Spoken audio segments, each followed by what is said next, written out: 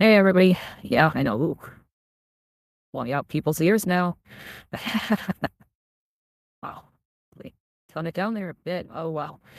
Hey everybody. I know it has been a whole heck of a week. I get it. And yeah, I've been 2 weeks without it. But I'm glad to be back.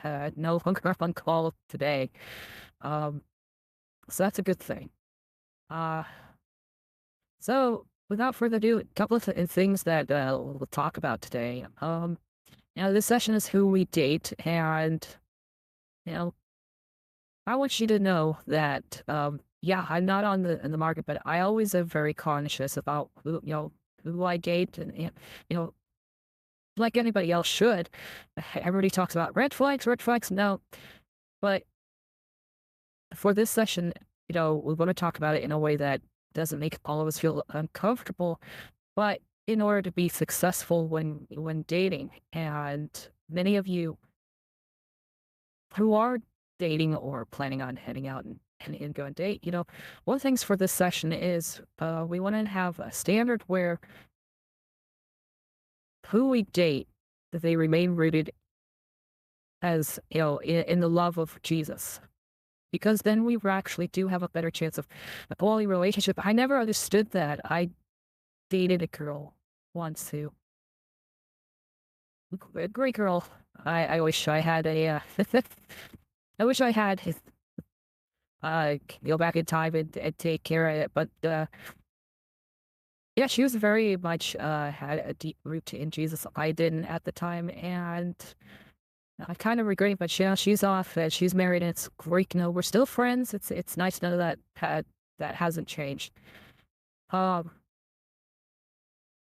but yeah, but for the, so the main idea, as I said, was when our standards for who we date remain rooted in the person's love for Jesus, then we have a better chance of finding a quality relationship. And I agree with that.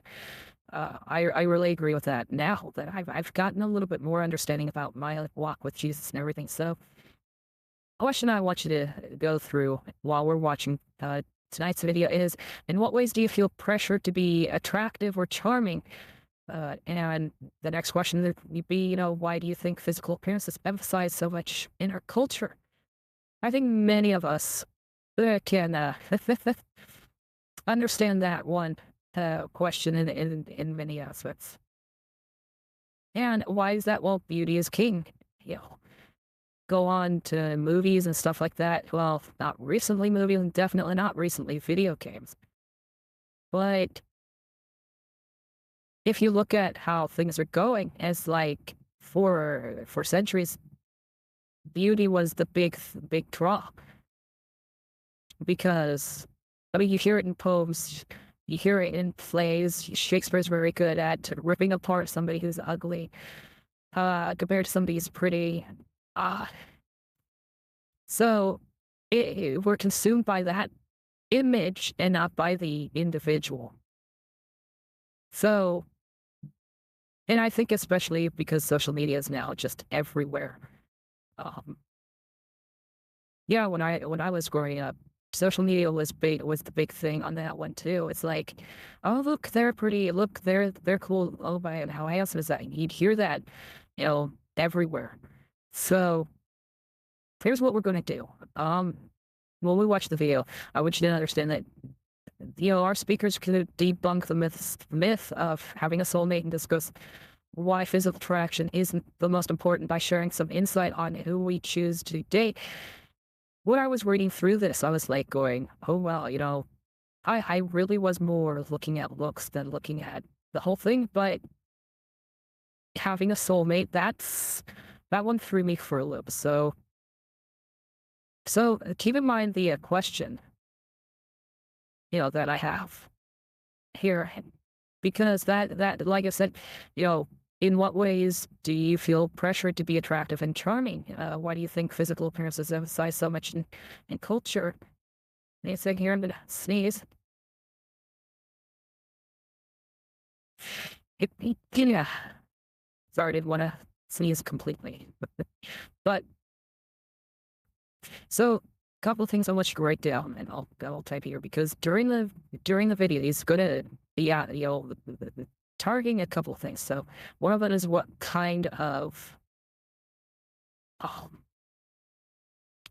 what kind of mental health problems does JP say can result in believing in the one?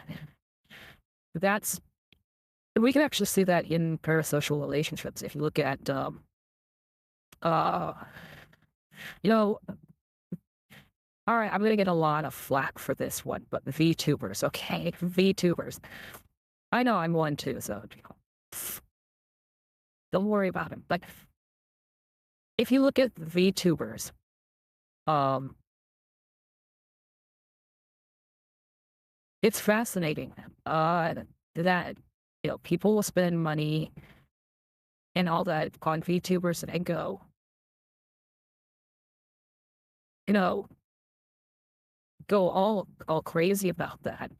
And they'll have parasocial relationships, but that's not a true relationship. We see it also with live streamers too. The IRLs. There's Amaranth and Pokimane and all them. So I think that question, what kind of mental health problems results in believing in the one. Stalkers have that issue too. Another question that I want you to think about here is what did we try here? How does JP make the distinction between a soulmate and a soulmate? What's the difference he gives between the two? That's actually a great question, because when I looked at that, I was like going, oh, how it's spelled is one thing, but it does change the syntax right there. And of course, finally, the third question, when we watch here is, what attribute does JP say we have overvalued in our culture? I think we can actually name that one, at least in some aspect, not 100% in every aspect. So without much ado here, let's get into the video.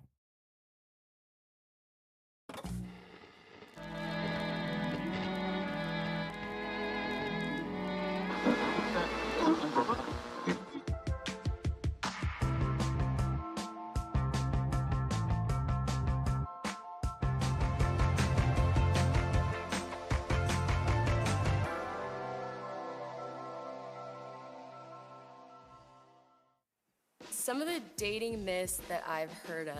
Believing that you have to have attraction right off the bat. That there's just one person, and if you miss that person, you just missed it. If the passion and the spark isn't there immediately, that it's not it. I think the worst part of dating is the fear of the unknown. It feels like just such an ongoing interview. The possibility of rejection. You feel like you can't be yourself all the way. Oh gosh. I think, the heartbreak, the struggles that my friends are having in dating right now is that they're not being asked out. They feel looked over. You hear from these Christian leaders all the time, hey, look for the person who has the best character, the most spiritual person in the room, find the person who's after God, and then you get told, hey, you have been all of those things to a T, yet I don't see us going somewhere romantically. And it can cause like a downward spiral of, oh, something about me on the surface needs to change so I'm more maybe attractive, or the things that women actually want. They don't actually just want your heart. They want six-pack abs.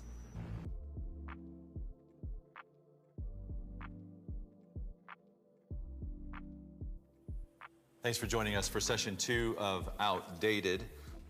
I think what we should cover in this session is this myth that everyone is looking for the one or their soulmate.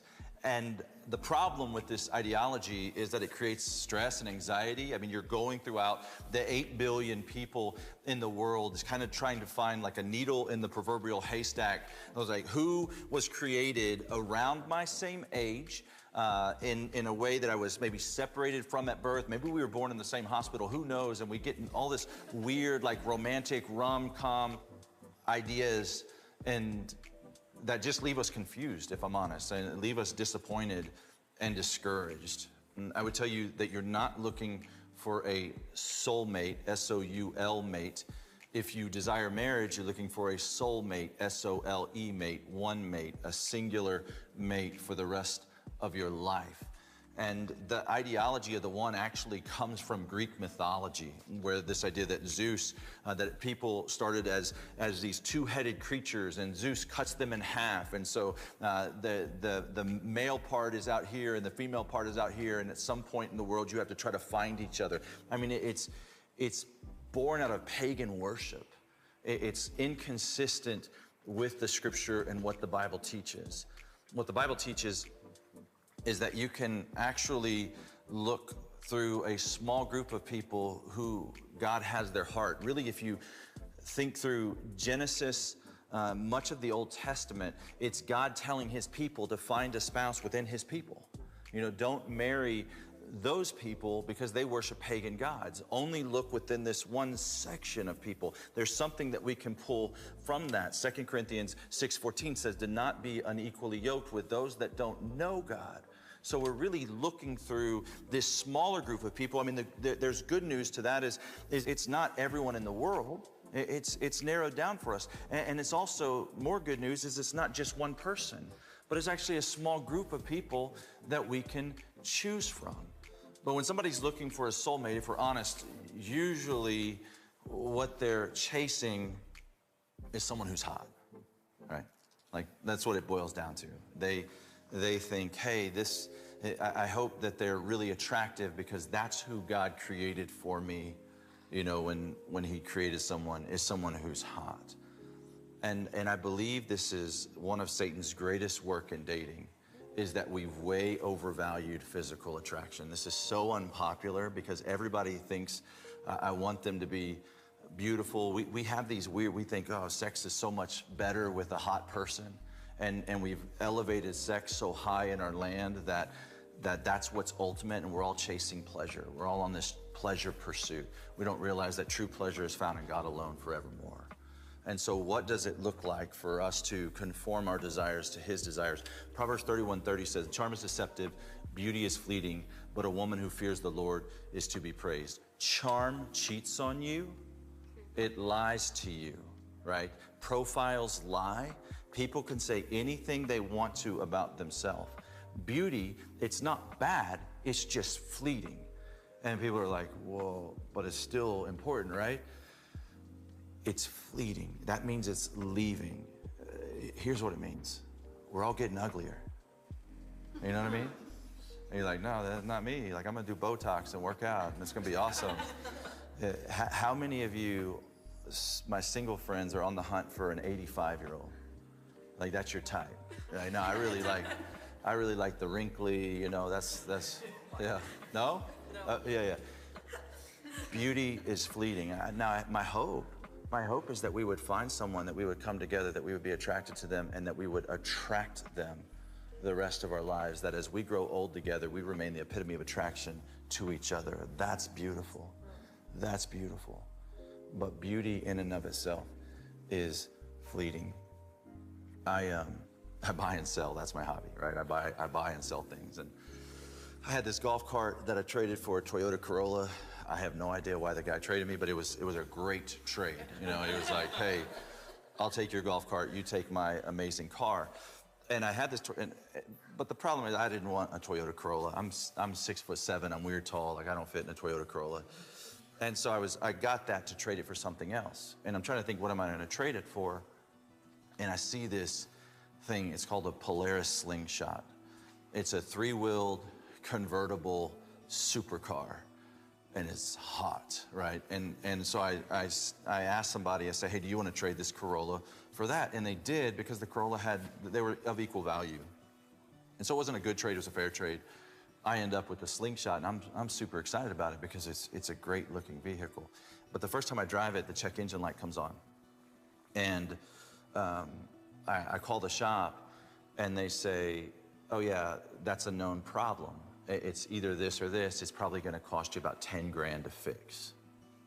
10 grand, I was like, well, I just got the car. And they said, yeah, well, you should have called us. We could have, you know, checked it out. We could have made sure that it was good, that it wasn't going to need these repairs. I'm like, yeah, but that doesn't help me now because I have it. And I think so many of us, we get in that hasty situation where we're following the thing that we follow most in dating. Now listen, The thing we follow most in dating and trying to find the person that we're supposed to spend the rest of our life with is our heart. The number one question we ask, how do they make me feel? And if beauty is fleeting, feelings too are fleeting. The person that you marry, that you choose to spend the rest of your life with, you will at times not feel in love with them. That's the reality. That will go away at times. So you have to have something else to carry you through. Think about this. The divorce rate's about 50%. Some argue 40%, whatever. About half of marriages end. But another significant portion of marriages stay married, they're just miserable. What that means is most marriages fail. To put a statistic on it, maybe 20% of marriages succeed. That means the cards are stacked against you. From a statistic speaking perspective, from a probability perspective, you're destined for failure. So you have to have something other than your heart to follow. You want community. You want others coming around you saying, hey, that makes sense. People ask me all the time, do you believe arranged marriages? Like, do you believe in arranged marriages? That's what we see in the Bible. And the answers are resounding absolutely yes. I am a huge fan of arranged marriages if this is what you mean. Community coming around you, people you love and trust and who know you and say, hey, you guys just belong together. In Song of Solomon, it says that their friends and family praise their love more than wine. That is to say, praise their love more than the party. That when others around you are in agreement, like, hey, you guys would be great together. That's a sign. That could be something that, hey, God might be in this. But when we follow our heart, and our heart has all the feelings, it's like following a compass with a magnet beside it. It's untrustworthy. Proverbs 4:23 says, above all else, guard your heart, for it is the wellspring of life. What he's saying is that everything you do flows from your heart. So be careful what you put in it, because you're going to be prone to do what it says. Don't follow your heart, inform your heart.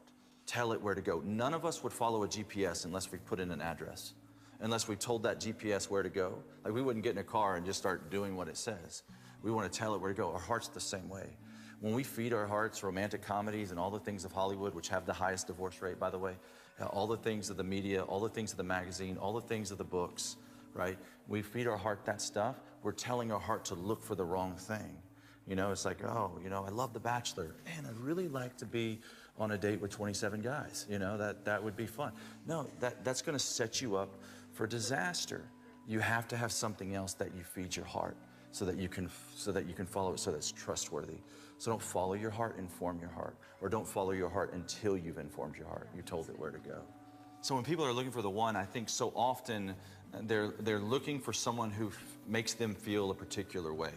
And what we call this in the world is compatibility. This is what's crazy, is we have more dating tools than we've ever had in the history of history. We've got Tinder and Bumble and Match.com and Enneagram and StrengthsFinder and Myers-Briggs and Lion, Otter, Beaver, Disc, all of these things to help us know if we're compatible with someone. But here's the truth. There is no compatibility between two sinners. Like, we left to our own devices will not get along. The only way that two sinful people can be compatible is if we're yielded to the Holy Spirit.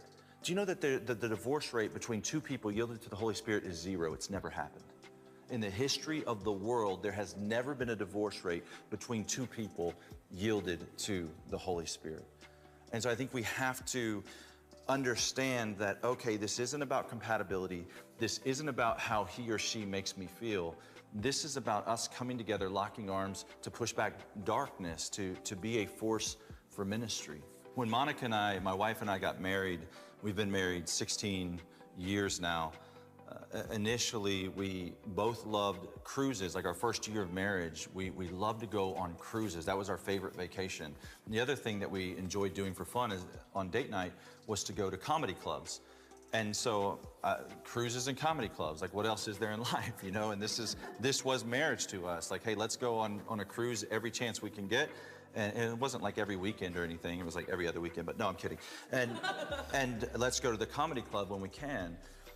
Today, if you ask my wife, after 16 years of marriage, one, she doesn't want to be caught dead on a cruise ship. And she would not set foot in a comedy club because her interests changed. And if our marriage, if our relationship was built on those common interests, we'd have nothing to hold us together. And so the compatibility that we're looking for is a common interest in God. A preacher told us in premarital counseling. He said, stop pursuing each other and start pursuing God together. And he drew these people. He said, when you pursue these stick figures, he said, when you pursue each other, you miss each other. But when you pursue God together, and he drew this cross, and he said, you're going to get closer and closer and closer together, and it made this triangle. And I just thought that was the stupidest thing I'd ever heard in my life. I was like, that's really cute, Pastor, man. Did you learn that in seminary, But you fast forward the tape, and that has made all the difference. Like, as we have pursued Christ together, it's changed everything in our marriage. We truly stopped missing each other. We stopped the manic highs and manic lows, and we continue to come closer and closer together. And so that's what I hope that we can apply, that we're not just looking for one person, and we're not just following our feelings, that we understand what the scripture says about what we should look for, and we have something other than our feelings to follow.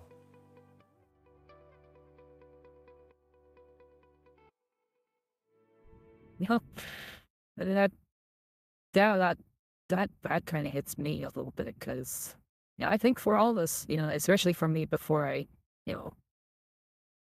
which you got, I was like, pursue the person. And, why I was told, growing up, pursue the person. You have to pursue, movies, TV shows that you got to pursue, or you got to go after.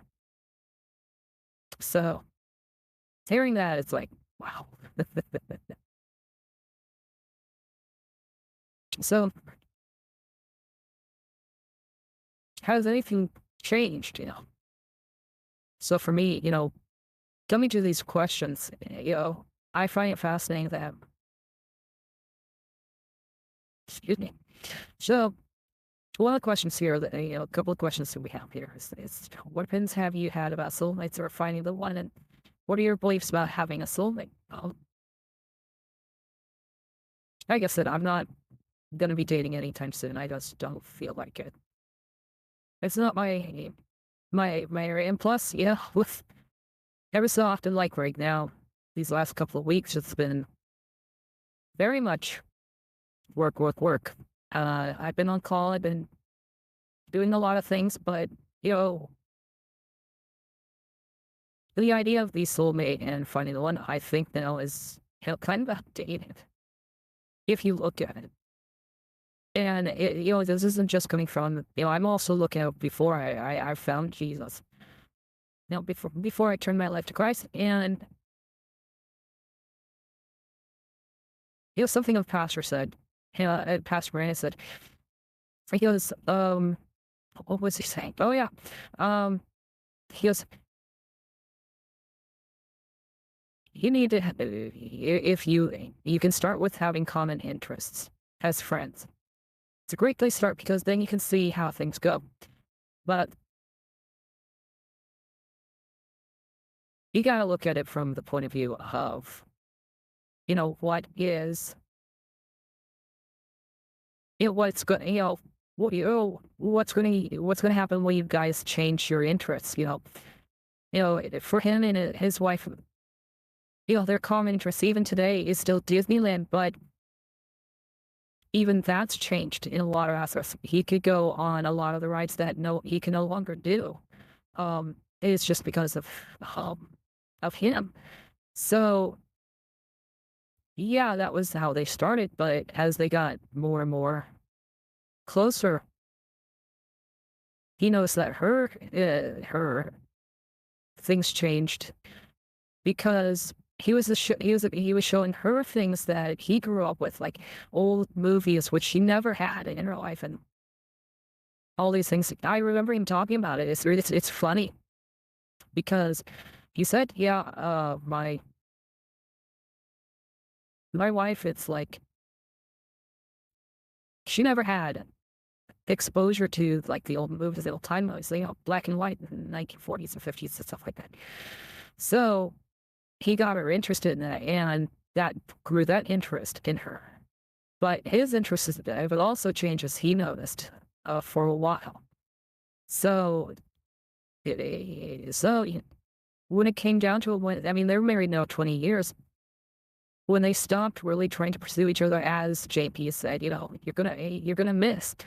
But I find it fascinating that he's found his soul mate, SOLE mate, because he was married before, and it was just each other pursuing each other, and interests changed over time. And as he put it, he's allowed me to say a few things about this, but his ex-wife committed adultery, and so he had to get a divorce. So it hurt him that this girl that he pursued in high school, and through the first 4 years, she decided to become uninterested in him. So that hurt him.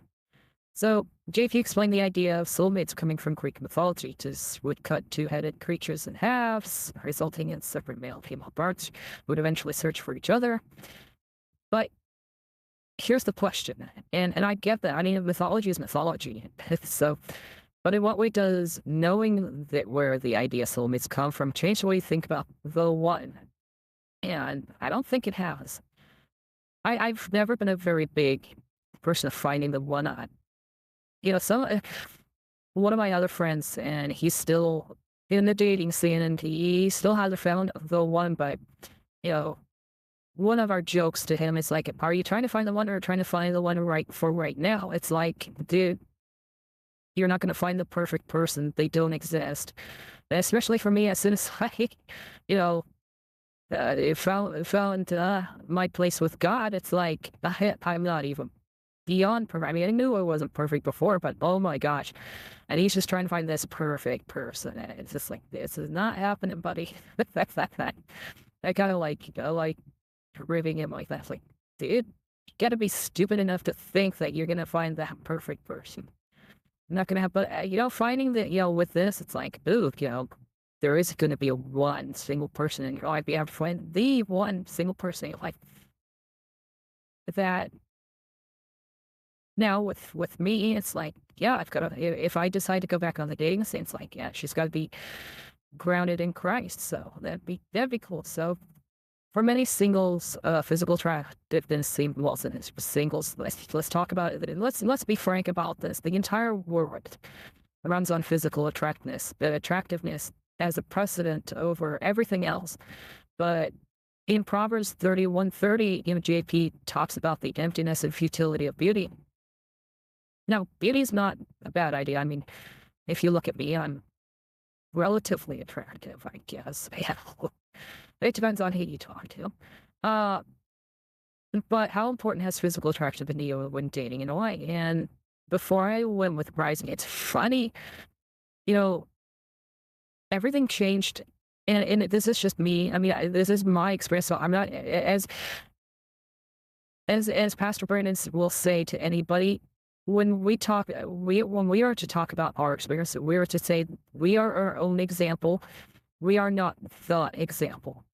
Okay, we are something that happened to us because it happened to us, and it's not something that may happen to you, or something similar may happen to you, but these same ingredients may not happen together, which I find reassuring, because it's like, we get all these examples from pastors from around the world saying, and if you do this, it's like, well, and then they go, well, because I did this and I did this and look what I mean. It's like, no, it doesn't work that way. And even, our pastor, he ever get a chance to talk to him, to ask him, it's like, look, what's your experience? And well, I have the same experience. The first words out of his mouth is, I've had experiences, and no, they're probably not going to be the same as yours.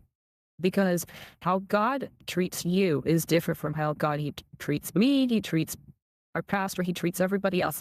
It's different. Situations may be similar, but they're not always exactly the same. So, yeah, beauty doesn't last forever. I'm sorry, I got off on a tangent there, but it's kind of important, because when it comes to physical, when I decided to pursue Christ, physical beauty really didn't come into play. My thought process was, it really changed, and not dramatically. It changed over time as I was reading my Bible, going through the whole thing. It's like, and we're all taught beauty is the behind the beholder, and it's true. I mean, there are women out there that, I don't find attractive, and they're the most gorgeous people on the planet, but I'm not looking at them just on their beauty's sake. I'm looking for what's beyond it. Because as he says, it doesn't last forever. Everybody who's beautiful, everybody out there is beautiful. there's decay in beauty. It happens. And there's a lot of fairy tales that do that too. They talk about that. My other favorite is if you look at the picture of Dorian Gray, that's another big one that talks about that reflects on this. But beauty has become very empty to me. It's like a perk, and it's not what I look at for the core of a perk human being. So back in the day, I could say, yeah, beauty was everything, but today it's not like that way. So that's just me and my point. I put, oh, I forgot to put the question in there. So again, if you want to answer the question, go ahead. We'll stick around on this one for a few seconds, but to give you, just in my example of my time, it's like, my family's fairly well off, and I'm going to be honest with that. And my family is, they've kind of cut me off in many aspects. So I've had to pursue everything myself right now. That being the case, I see that, because once I came to Christ, it's like they were really upset about that. It's like, oh, you're journey cult and all that. And it's like, no, because I've seen what you guys do, and it's never made me feel comfortable in many aspects on what you guys do.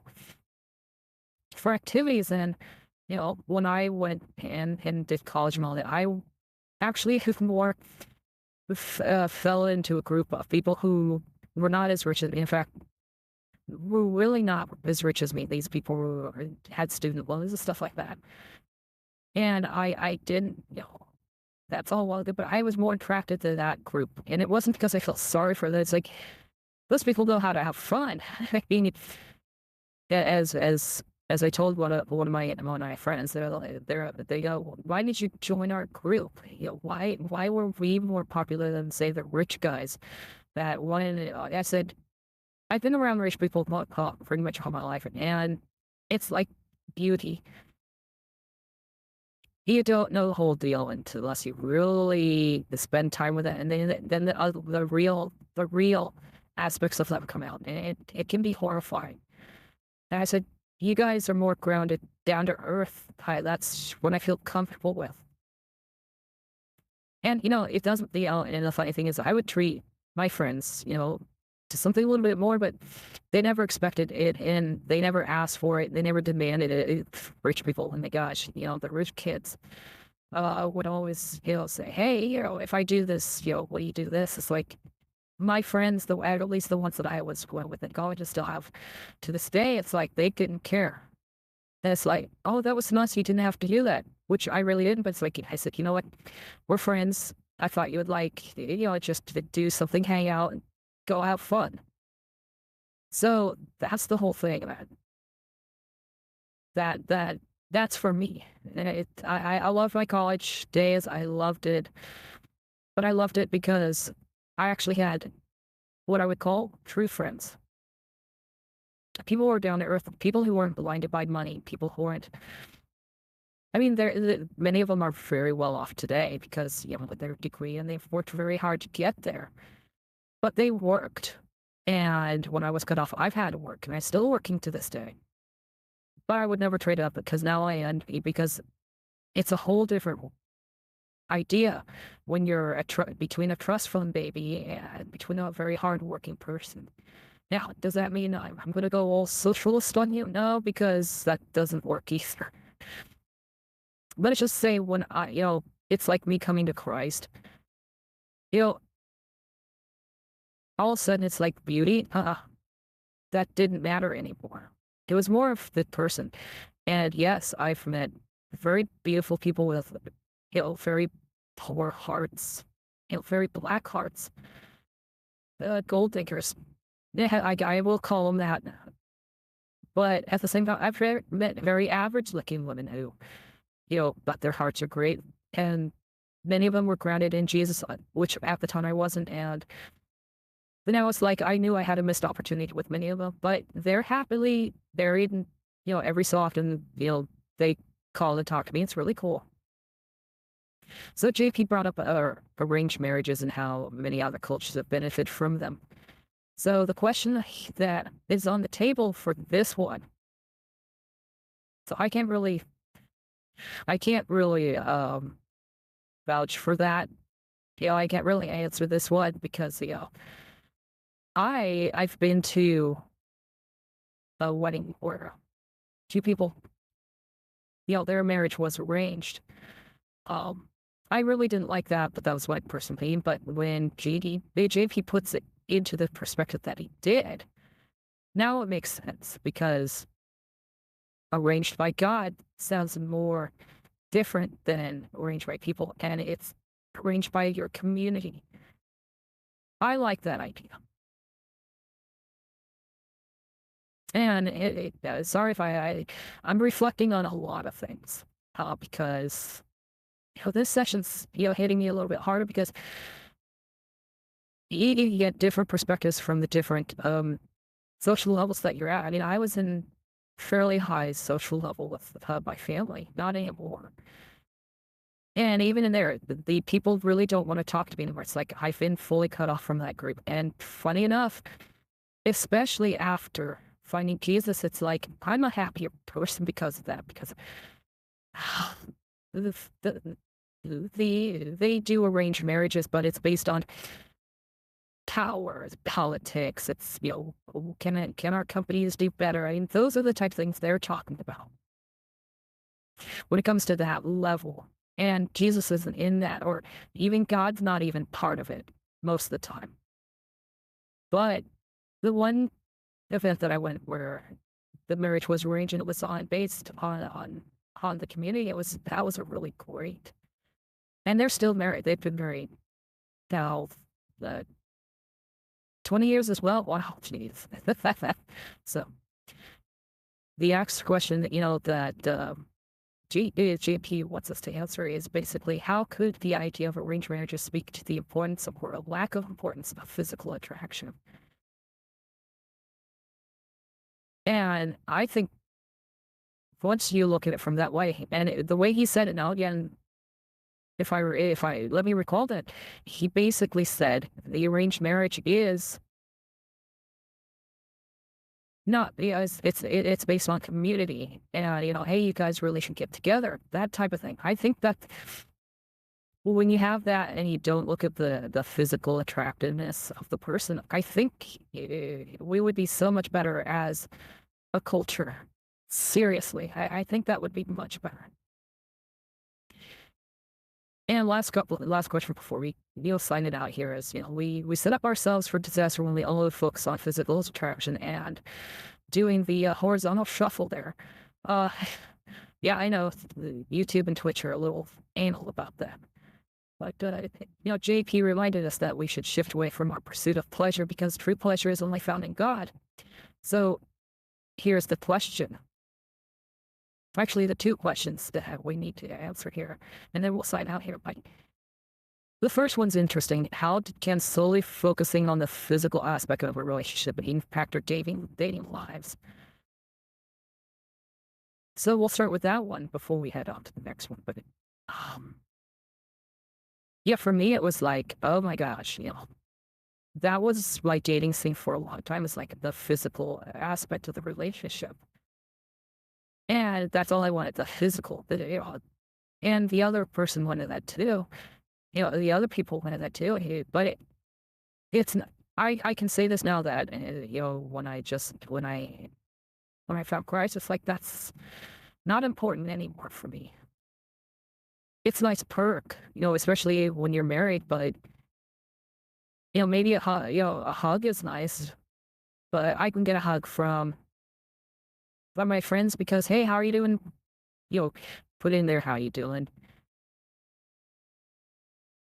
That's the big one is, but for us in the modern era, how is he good in bed is usually the question that most women and men, you have to ask.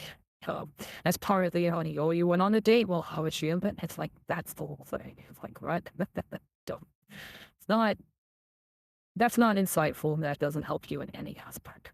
So I don't think it is. And funny enough, our pastor here, he talks about it. He said, to us, because we did we talked about everything before we sat down for this. And he said, when he was first starting out, it's like physical attraction,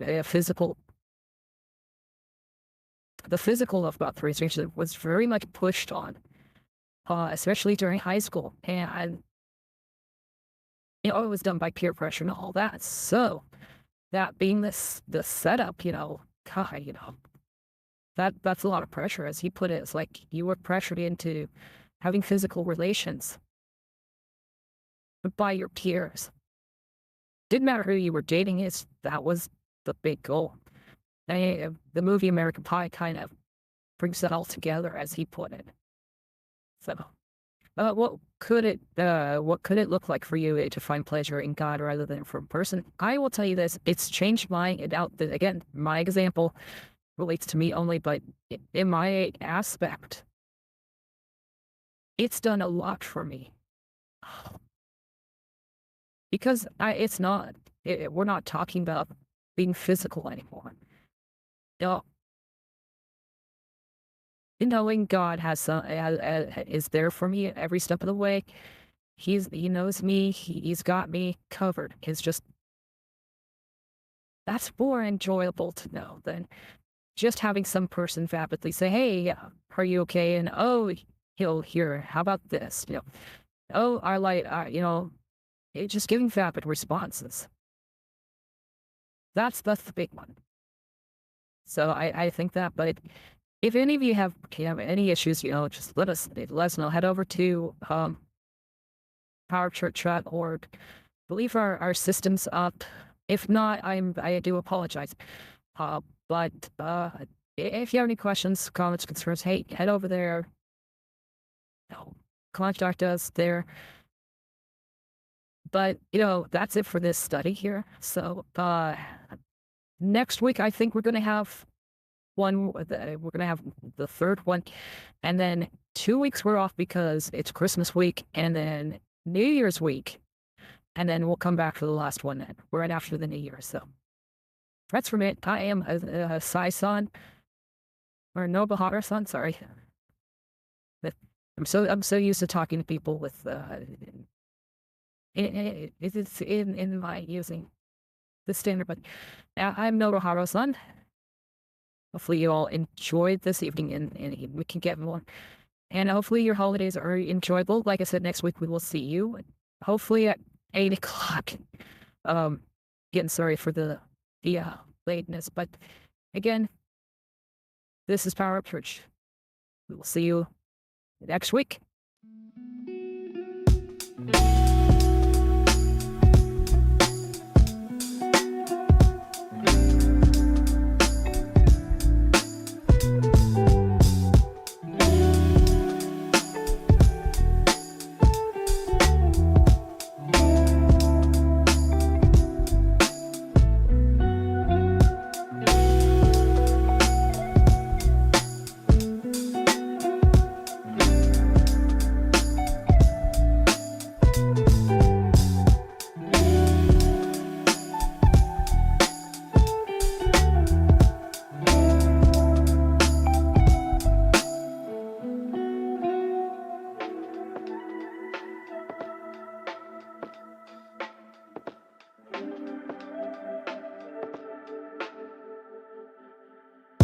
Thank you.